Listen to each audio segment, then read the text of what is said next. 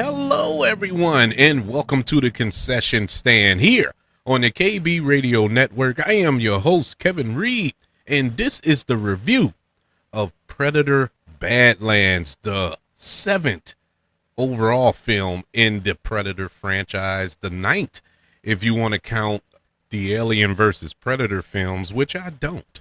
So this is the sixth live action film. This is the second Predator film that we're receiving just this year. Yes, we got a animated Predator film, Predator Killer of Killers, which premiered on Hulu earlier this year, which was awesome. That film was directed by Dan Trachtenberg. He also directed the last live action adaptation to this franchise with Prey, and now with Predator Badlands. This film stars Elle Fanning and Demetrius Strutter, I believe his name is, who plays our lead Predator in this film. Predator Badlands tells the story of a young Predator outcast from his clan finding a unlikely ally on his journey in search of the ultimate adversary. This is the first film in this storied franchise to tell the story from the perspective of the Predator. This is a trope in 2025. We getting films that we would normally see from, our perspective or the hero's perspective, and we're flipping them. Earlier this year we got a ghost story that was told from the perspective of a ghost, and about a month ago we got a haunted house story told from the perspective of a dog, and both of those films were good. They were good films, because they were unique, different, original, and this is the same thing. Unique, different, and original. We're used to seeing a predator as a predator, man. Just ultimate killing machine, unstoppable killing machine on the hunt.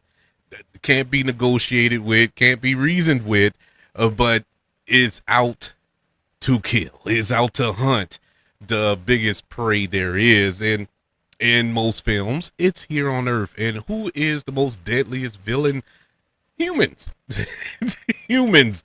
We are the most deadliest villains. So, or prey, I should say, not villains. Not all of us are villains, even though it's hard to look at it from that perspective if you look at the news and on social media. But that's neither here nor there. But this film, we don't have not one single human being in this film, character-wise. There are no humans to be hunted. It is predators and scents and other creatures. That's it, I know a lot of how can I put it? A lot of deterrent came from the fact that this film is PG-13. When people found out it was PG-13, immediately they turned their brains off. Like, a Predator film, PG-13, I don't want to see it. Let me assure you, that don't mean nothing. The only reason it's PG-13 is because there's no human beings. The violence is there. You get decapitations within the first 10 minutes of this movie. There's no skipping on the violence in a Predator. This is probably the most violent Predator movie, or one of the most violent Predator movies you're going to find. Very violent. It's just no red blood. There's a lot of other blood, but no red blood. This is definitely a violent film. I had such a good time with this movie. I was super excited for this film, being a fan of Predator. I've loved Predator from the beginning.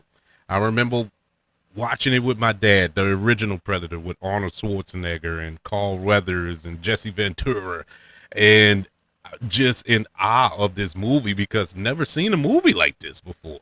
A movie with these mercenaries or soldiers of fortune and just big, burly, just full of testosterone in that movie. I mean, everybody looked like they were on steroids. I'm not trying to start any rumors here, but that just nothing but big muscles, big guns, and big explosions. And, you know, it was 80s. It was the 80s, and a typical 80s action movie. And then he got flipped on his head and turned into this sci-fi kind of a horror film when the Predator showed up. And it was like, wow. And he's taking out all of these guys who, on their worst day, can destroy all of us, you know? And it was just amazing. And we get Predator 2 and, you know, all the other Predator films in the franchise. And it was the law of diminishing returns pretty much after all of that. But recently, with Dan Trachtenberg being the helm of this franchise, you know, starting with Prey, he really, I'm not going to say rejuvenized this franchise, but he just dumped a whole gallon of steroids into it and turned it up to 11. Prey started off, it gave you that same feel and vibe of the original. You know, it felt contained in that story, and it was one of my favorite movies of the year that year it came out. And so when Killer of Killers came out earlier this year, animated, once again a little worried because it was animated, but no, it was great. I was super excited for Badlands, and I already knew when they announced this that Dan Trachtenberg had already said that he was going to tell it from this perspective of the Predator. I'm like, okay, that's interesting.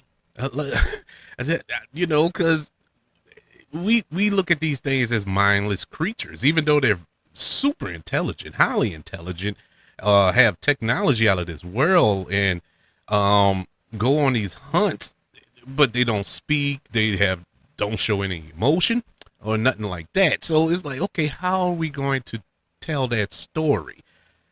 It was told in such a good way. I honestly, now I'm gonna tell you straight off the bat, it's not a perfect movie. It's not perfect, but it is probably the most fun I've had in this franchise in a very long time. Speaking of Prey, going back to that, Disney 20th Century Studios, they messed up. They messed up when they dumped that film on Hulu because I guess they didn't have too much faith in the franchise, didn't think it was going to be a moneymaker and be well received like it was.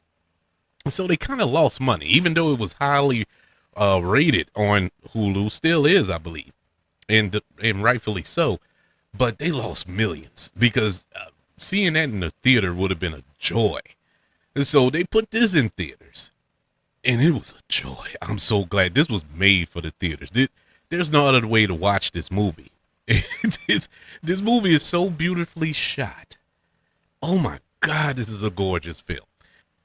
Let's start with Elle Fanning. Let's talk about Elle Fanning here, man. I've been a fan of Elle Fanning since Super 8. Do you remember that movie, J.J. Abrams film from a couple of years ago? I've been a fan of hers since she was little. Of course, she's the sister of Dakota. And so, you know, she has a little talent in her. But I never really paid attention to her acting skills. You know what I'm saying? I always enjoyed her in what she was in, but I never really looked at her as being somebody who can carry a movie. She's not the quote unquote star per se, because that's the Predator. But man, she almost she stole it. I'm sorry. She stole this movie. Elle Fanning was incredible. And I'm not going to get into it too much because I don't think the trailers really spoiled it. So I'm not going to spoil it either. But her character is much more, how can I say this without without spoiling it? Well, I'll just leave it at that. I'll leave before I get in trouble. Great. She was awesome. She was awesome every time she's on screen. I'll put it like that. Every time she's on screen, she is fantastic. Fantastic. The actor who plays the Predator here, our hero, oddly to say, he also did a good job under all those prosthetics and I guess with the help of some CGI as well with his makeup. That's another thing that a lot of people were kind of upset with, going off of some posts and comments that I read in regards to this, was his makeup. He doesn't look like a Predator that we know from past films, and he doesn't. And the movie explains why. Because I wasn't at first. I was like, I don't know about this, but there's a reason for this, and there's a reason why his character is the way that he is, and it worked.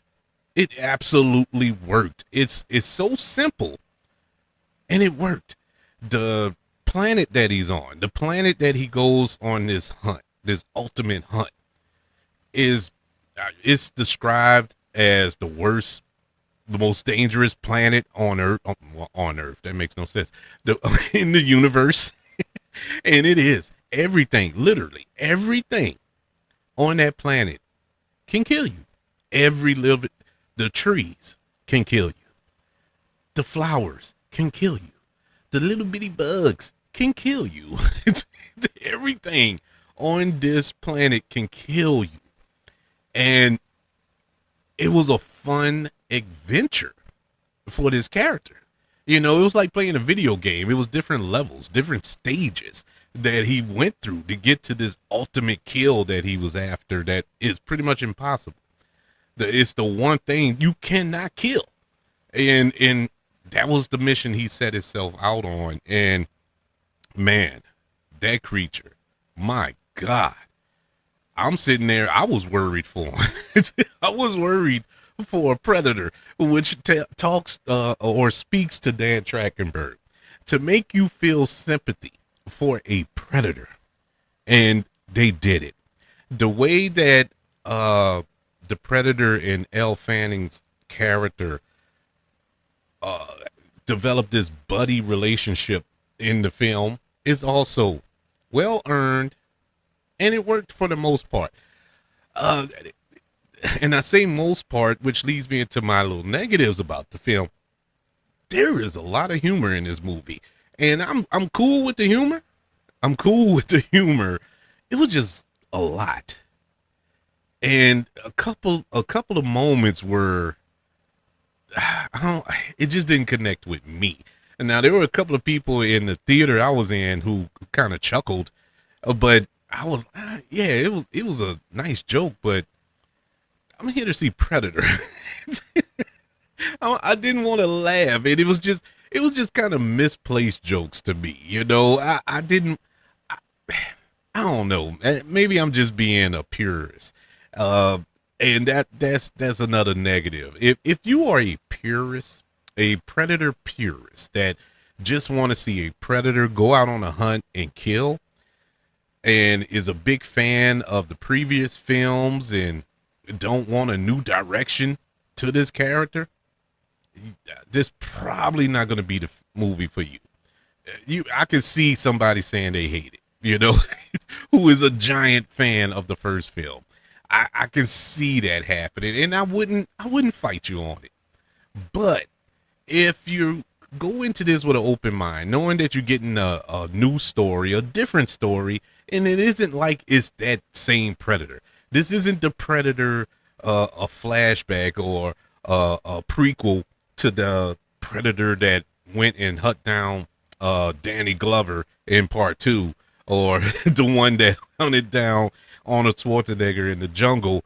No, this is a completely different Predator, and you would expect all of them to be different. We're all different. Why can't the Ausha be different? And that's the name of their species, Ausha.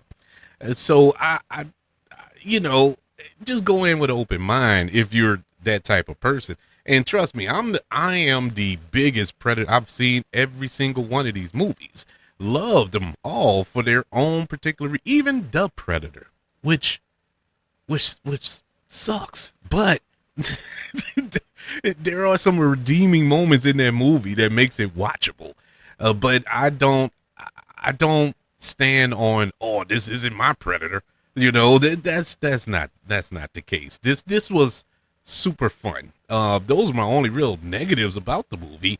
Everything else was great. The action was fantastic.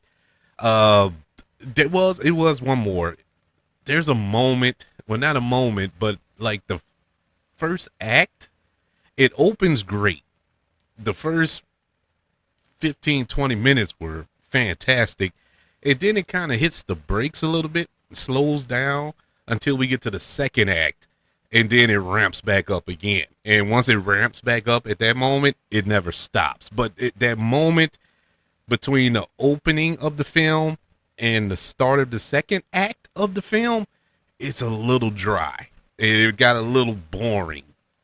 But once it ramps back up, you forget all about that. So it doesn't affect my grading or my excitement for the movie, that little period. And it only lasted for about 15 minutes, and it was some interesting stuff in there, more story driven at that point. But it just, I wanted a little more action in that area and I didn't get it, but just be patient because, because there is plenty in store. There's a lot of action here, a lot of brutality in this film, a lot of, and dare I say, a lot of heart. There is some heart in this movie. I had a really good time. Is it one of the best Predator films of all time? No, I would probably put it, I would put it third. Yeah, third. Just behind the original Prey and then this. That would be it. And then right behind that would be Predator 2 and Predators. Yeah, I'll probably do it that way. Now that's me not sitting down and really ranking. I don't think I ever ranked the Predator films. I probably did, but it changes from week to week. But it's up there. It's up there. It's definitely 3 or 4. But right now, it's the third best Predator film in the franchise, and that's not bad out of 9 tries. But Dan Trachtenberg, good job, man. He just give him give him this franchise and let him cook. He is 3 for 3 with me. Predator Badlands gets a letter grade of a B+. Yeah, man, a really good film. It's odd that this came out in November. It felt like a summer movie. I'm sitting in there and it felt like a summer release, but we're in November. It was an odd time to release this movie. I guess they didn't want to get lost in the sauce with all of those big releases and all this here, but hey, it's all good. I don't care when it came out. I'm just happy that I was here to see it. I would like to know, did you check out Predator Badlands? Did you enjoy it? Do you plan to go check it out? And what is your favorite Predator movie of all time? Let me know. Email the show, kbradiopodcast@gmail.com. You can also search for the show on all social media platforms. Just search for the KB Radio Network. Also, don't forget about YouTube, ladies and gentlemen. Subscribe to the KB Radio Network channel and like this video if you don't mind. Don't forget about the 5 stars, the reviews, and sharing this show if you're listening on Apple Podcasts, Spotify, iHeartRadio, wherever you are currently listening to the concession stand here on the KB Radio Network. Everybody, thank you for joining me for this review of Predator Badlands. Want you all to know that I love you, continue to love everyone, and until we speak again, you all be blessed.